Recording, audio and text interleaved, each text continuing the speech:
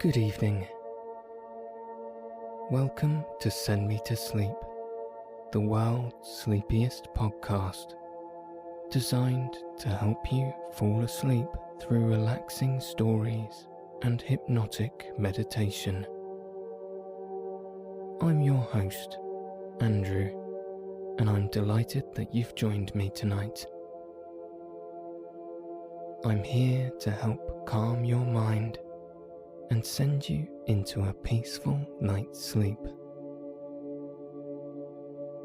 If you find this podcast effective, please consider subscribing so you can stay up to date with new weekly episodes and fall asleep consistently each night.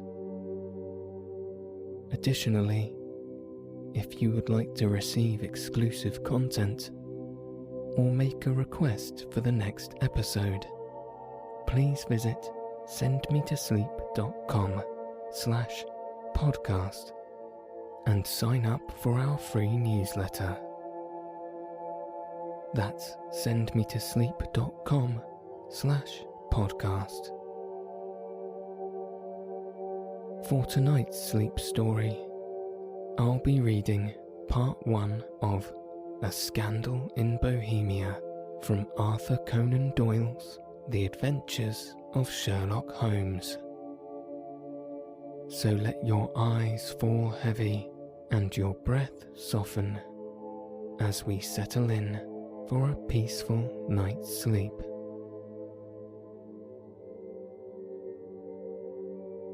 To Sherlock Holmes, she is always the woman.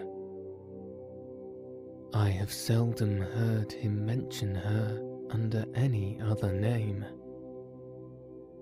In his eyes, she eclipses and predominates the whole of her sex. It was not that he felt any emotion akin to love for Irene Adler. All emotions, and that one particularly, were abhorrent to his cold, precise, but admirably balanced mind. He was, I take it, the most perfect reasoning and observing machine that the world had ever seen, but as a lover he would have placed himself in a false position. He never spoke of the softer passions, save with a jibe and a sneer. They were admirable things for the observer, excellent for drawing the veil from the men's motives and actions, but for the trained reasoner to admit such intrusions into his own delicate and finely adjusted temperament was to introduce a distracting factor which might throw a doubt upon all his mental results. Grit in a sensitive instrument, or a crack in one of his own high-power lenses, would not be more disturbing than a strong emotion in a nature such as his.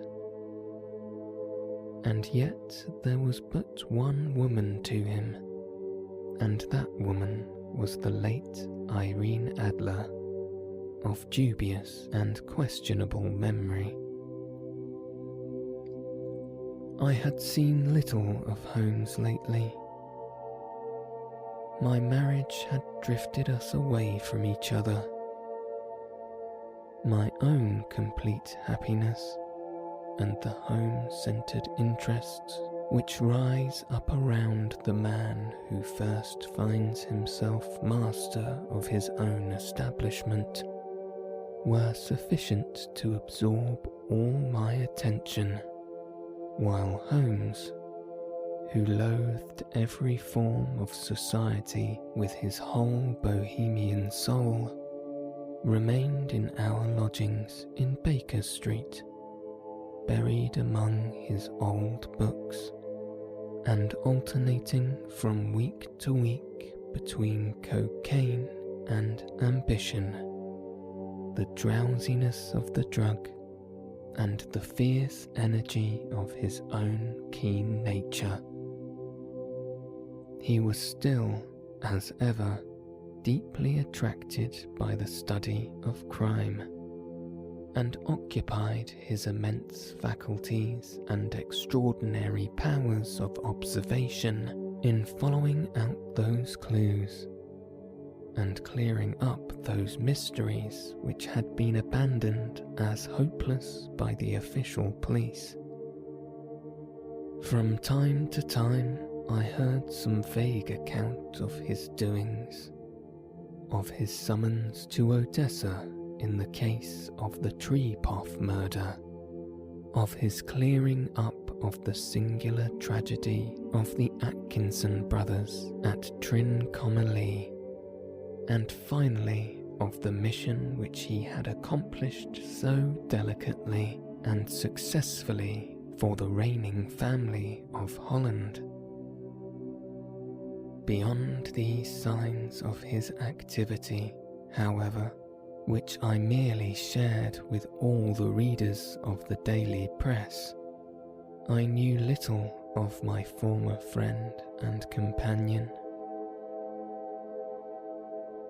One night, it was on the 20th of March, 1888, I was returning from a journey to a patient, for I had now returned to civil practice, when my way led me through Baker Street. As I passed the well-remembered door, which must always be associated in my mind with my wooing and with the dark incidents of the study in scarlet, I was seized with a keen desire to see Holmes again, and to know how he was employing his extraordinary powers. His rooms were brilliantly lit, and, even as I looked up, I saw his tall, spare figure pass twice in dark silhouette against the blind. He was pacing the room swiftly, eagerly, with his head sunk upon his chest and his hands clasped behind him.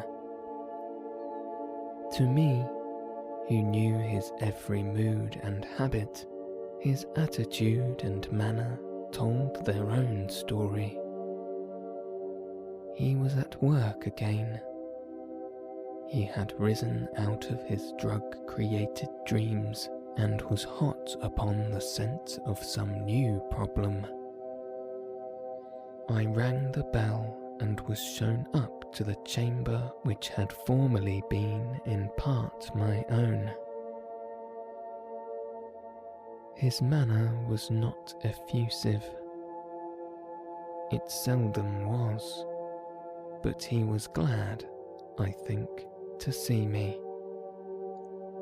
With hardly a word spoken, but with a kindly eye, he waved me to an armchair, threw across his case of cigars, and indicated a spirit case and a gasogene in the corner.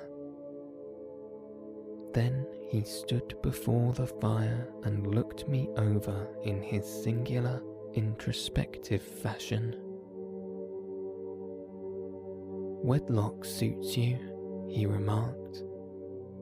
"I think, Watson, that you have put on 7.5 pounds since I saw you." "7," I answered. "Indeed, I should have thought a little more. Just a trifle more, I fancy, Watson." And in practice again, I observe, "You did not tell me that you intended to go into harness." "Then how did you know?" "I see it. I deduced it." How do I know that you have been getting yourself very wet lately, and that you have a most clumsy and careless servant girl? My dear Holmes, said I, this is too much. You would certainly have been burned had you lived a few centuries ago. It is true that I had a country walk on Thursday and came home in a dreadful mess, but as I have changed my clothes, I can't imagine how you deduced it. As to Mary Jane, she is incorrigible, and my wife has given her notice, but there again, I fail to see how you worked it out. He chuckled to himself and rubbed his long, nervous hands together. It's simplicity itself, said he. My eyes tell me that on the inside of your left shoe, just where the firelight strikes it, the leather is scored by 6 almost parallel cuts. Obviously, they have been caused by someone who has very carelessly scraped round the edges of the sole in order to remove crusted mud from it. Hence, you see, my double deduction that you had been out in vile weather, and that you had a particularly malignant boot-slitting specimen of the London slavery. As to your practice, if a gentleman walks into my rooms smelling of idioform, with a black mark of nitrate of silver upon his right forefinger, and a bulge on the right side of his top hat to show where he has secreted his stethoscope, I must be dull, indeed, if I do not pronounce him to be an active member of the medical profession. I could not help laughing at the ease with which he explained his process of deduction. When I hear you give your reasons, I remarked, the thing always appears to me to be so ridiculously simple that I could easily do it myself, though at each successive instance of your reasoning I am baffled until you explain your process. And yet, I believe that my eyes are as good as yours. Quite so, he answered, lighting a cigarette and throwing himself down into an armchair. You see, but you do not observe. The distinction is clear. For example, you have frequently seen the steps which lead up from the hall to this room. Frequently. How often? Well, some hundreds of times. Then how many are there? How many? I don't know. Quite so. You have not observed, and yet you have seen. That is just my point. Now, I know that there are 17 steps, because I have both seen and observed. By the way, since you are interested in these little problems, and since you are good enough to chronicle 1 or 2 of my trifling experiences, you may be interested in this. He threw over a sheet of thick, pink, tinted notepaper which had been lying open upon the table. "It came by the last post," said he. "Read it aloud." The note was undated and without either signature or address.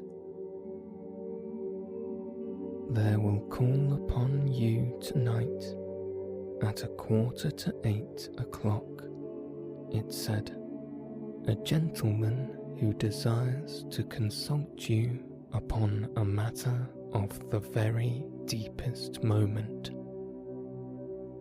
Your recent services to one of the royal houses of Europe have shown that you are one who may safely be trusted with matters which are of an importance which can hardly be exaggerated. This account of you we have from all quarters received. Be in your chamber then at that hour, and do not take it amiss if your visitor wear a mask." "This is indeed a mystery," I remarked. "What do you imagine that it means?" "I have no data yet." "It is a capital mistake to theorize before one has data. Insensibly one begins to twist facts to suit theories, instead of theories to suit facts. But the note itself, what do you deduce from it?" I carefully examined the writing, and the paper upon which it was written. The man who wrote it was presumably well-to-do, I remarked, endeavouring to imitate my companion's process. Such paper could not be bought under £0.50 a packet. It is peculiarly strong and stiff. Peculiar, that is the very word, said Holmes. It is not an English paper at all. Hold it up to the light. I did so and saw a large E with a small g, a P and a large G with a small t, woven into the texture of the paper. What do you make of that?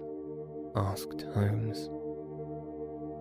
The name of the maker, no doubt, or his monogram rather. Not at all. The G with the small t stands for Gesellschaft, which is the German for company. It is a customary contraction like our co. P, of course, stands for papier. Now, for the EG. Let us glance at our Continental Gazetteer. He took down a heavy brown volume from his shelves. Eglo, Eglonitz, here we are, Egria. It is in a German-speaking country, in Bohemia, not far from Carlsbad. Remarkable as being the scene of the death of Wallenstein, and for its numerous glass factories and paper mills. Ha ha, my boy, what do you make of that?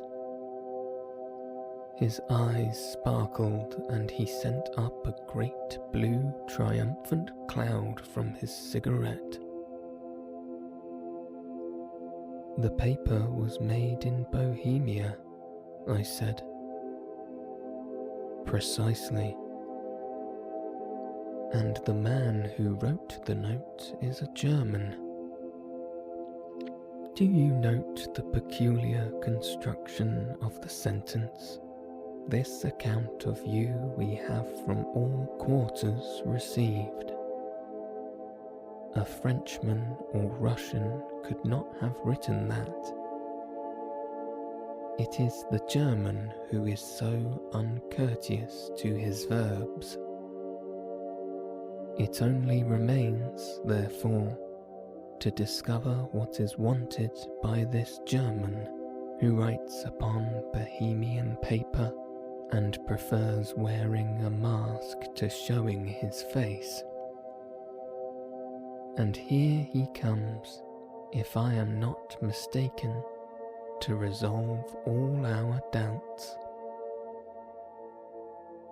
As he spoke, there was the sharp sound of horses' hooves and grating wheels against the curb, followed by a sharp pull at the bell. Holmes whistled. A pair by the sound, he said. Yes, he continued, glancing out of the window. A nice little brougham and a pair of beauties. 150 guineas apiece. There's money in this case, Watson, if there is nothing else. I think that I had better go, Holmes. Not a bit, Doctor. Stay where you are. I am lost without my Boswell. And this promises to be interesting. It would be a pity to miss it. But your client?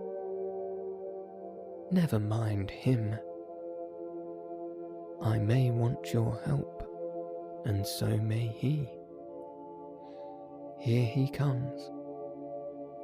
Sit down in the armchair, Doctor, and give us your best attention. A slow and heavy step, which had been heard upon the stairs and in the passage, paused immediately outside the door. Then there was a loud and authoritative tap. Come in, said Holmes. A man entered who could hardly have been less than 6 feet 6 inches in height, with the chest and limbs of a Hercules. His dress was rich with a richness which would, in England, be looked upon as akin to bad taste. Heavy bands of astrakhan were slashed across the sleeves and the fronts of his double-breasted coat, while the deep blue coat which was thrown over his shoulders was lined with flame-coloured silk and secured at the neck with a brooch which consisted of a single flaming beryl. Boots which extended halfway up his calves, and which were trimmed at the tops with rich brown fur, completed the impression of barbaric opulence which was suggested by his whole appearance.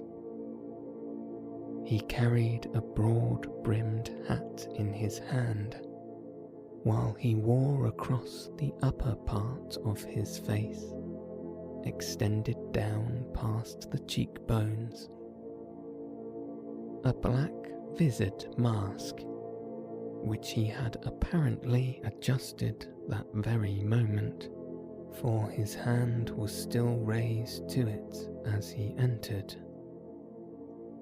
From the lower part of the face he appeared to be a man of strong character, with a thick, hanging lip and a long, straight chin, suggestive of resolution pushed to the length of obstinacy. "You had my note?" he asked, with a deep, harsh voice and a strongly marked German accent. "I told you that I would call." He looked from one to the other of us, as if uncertain which to address. "Pray, take a seat," said Holmes. "This is my friend and colleague, Dr. Watson, who is occasionally good enough to help me in my cases. Whom have I the honour to address?" "You may address me as the Count von Kram, a Bohemian noble.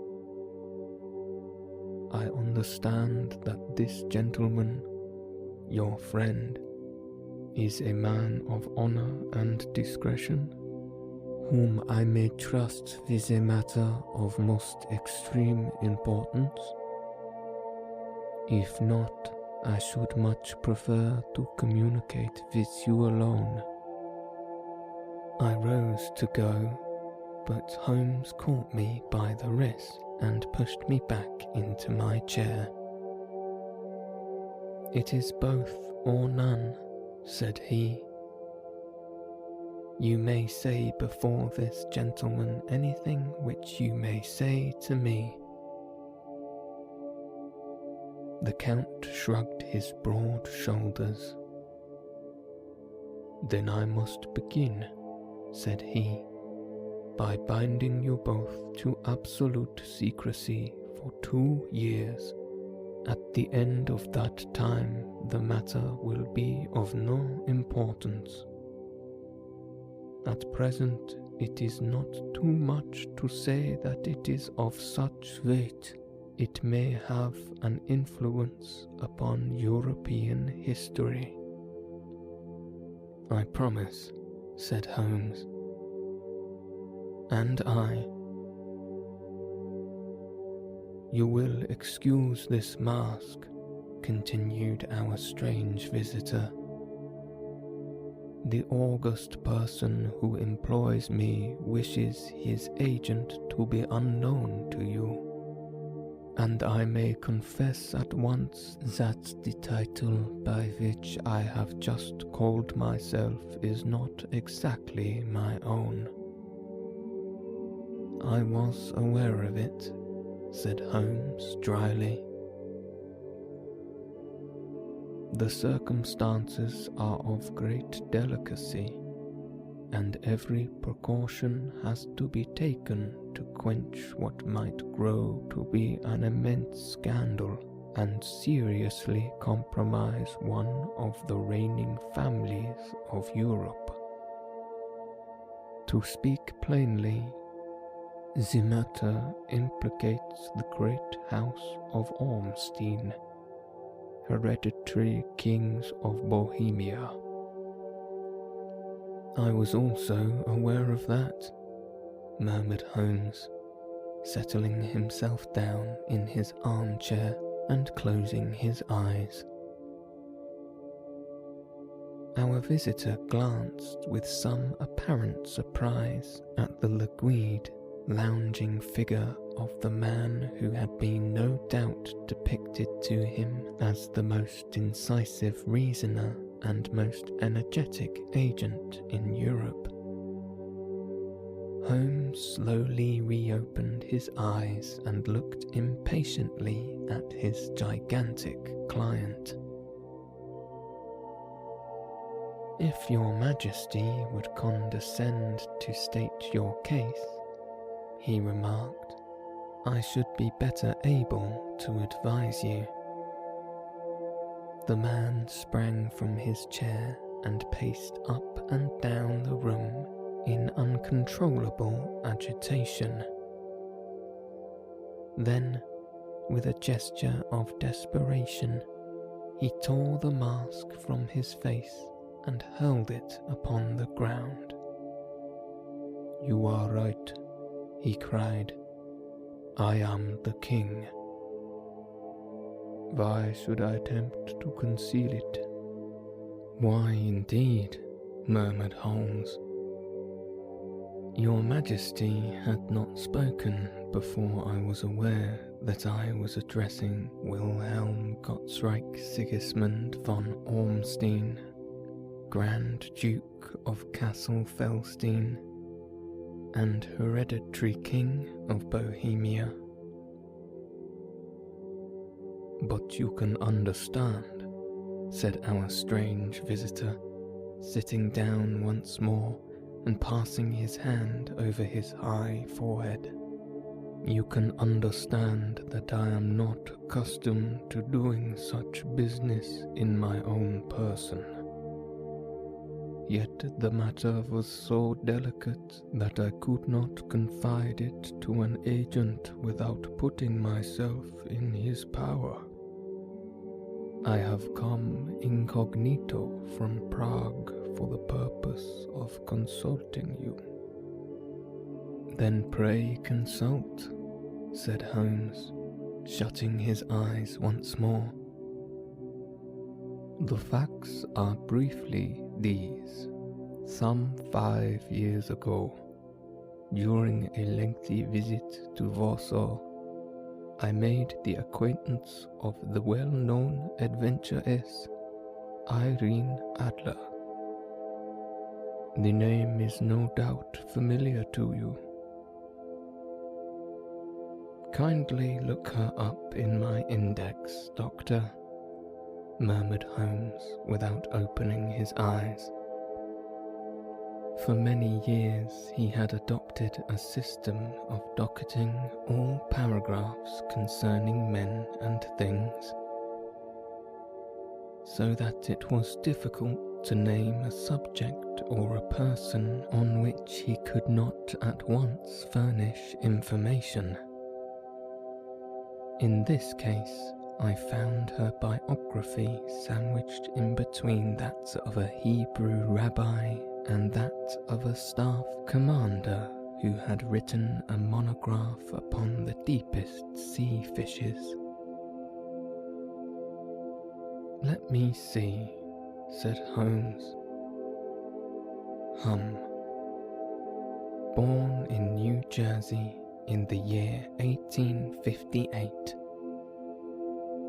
Contralto. La Scala. Prima Donna Imperial Opera of Warsaw. Yes. Retired from operatic stage. Living in London. Quite so. Your Majesty, as I understand, became entangled with this young person, wrote her some compromising letters, and is now desirous of getting those letters back. Precisely so, but how? Was there a secret marriage? None. No legal papers or certificates? None. Then I fail to follow your Majesty. If this young person should produce her letters for blackmailing or other purposes, how is she to prove their authenticity? There is the writing. Pooh, forgery. My private notepaper. Stolen. My own seal. Imitated. My photography. Bought. We were both in the photograph. Oh dear, that is very bad. Your Majesty has indeed committed an indiscretion. I was mad, insane. You have compromised yourself seriously. I was only crown prince then. I was young. I am but 30 now. It must be recovered. We have tried and failed.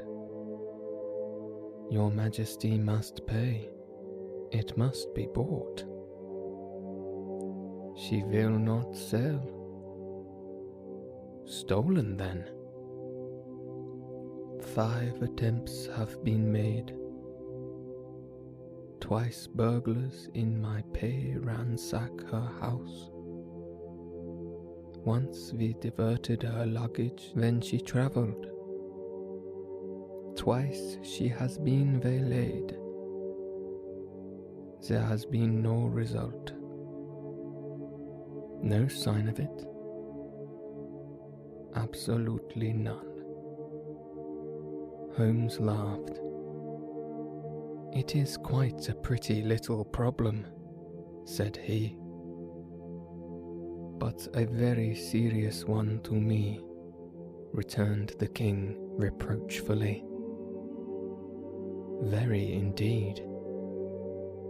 And what does she propose to do with the photograph? To ruin me. But how? I am about to be married. So I've heard.